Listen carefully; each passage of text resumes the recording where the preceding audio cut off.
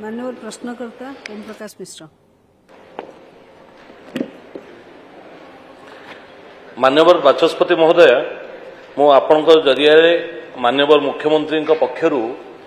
उत्तर रखुवा माननीय मंत्री जानवा चाहूँगी पुरी जिला दे प्रवाहित होता रत्नचिरा मकरा लुणा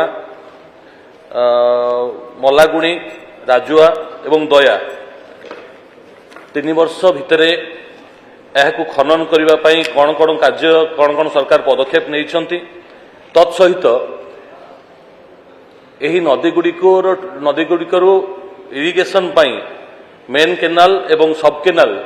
ये गुड़िक नदी सज्जा सहित संपूर्ण दल रे भर्ती होगी रही जहाद्वारा बर्तमान दालुओ चाष गोटे विराट बड़ समस्या सृष्टि होगी मो मंत्री माननीय मंत्री जानापी चाहूँगी ये नदीगुड़िक खनन कौन व्यवस्था दल गुड़ी सफा हो मेन केनाल गुड़िक कार्य करने कौन पदक्षेप नि माननीय मंत्री मान्यवर विधायक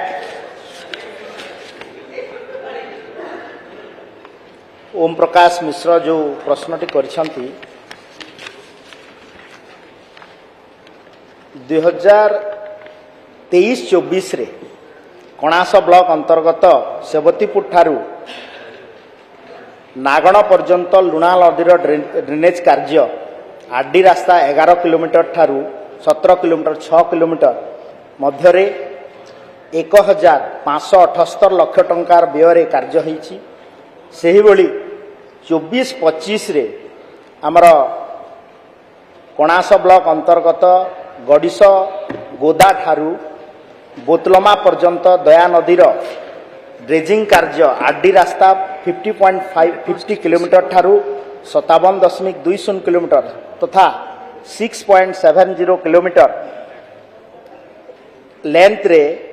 1234 लाख टंका व्यय 24 वर्ष आर्थिक वर्ष रे संपूर्ण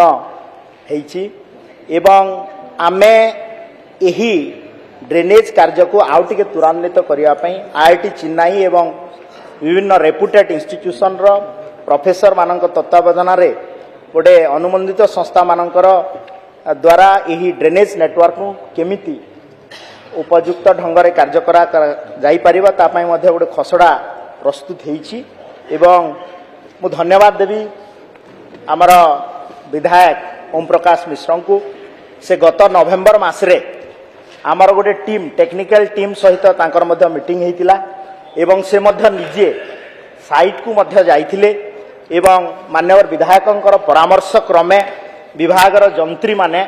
निकटरे एक मिलित परिदर्शन करिसंती एवं से जो जो पॉइंट गुडा वनरेबल पॉइंट गुडा को इंडिकेट करिसंती ता हिसाब रे हमर मध्ये गोटे डीपीआर मध्ये प्रस्तुत होउची एवं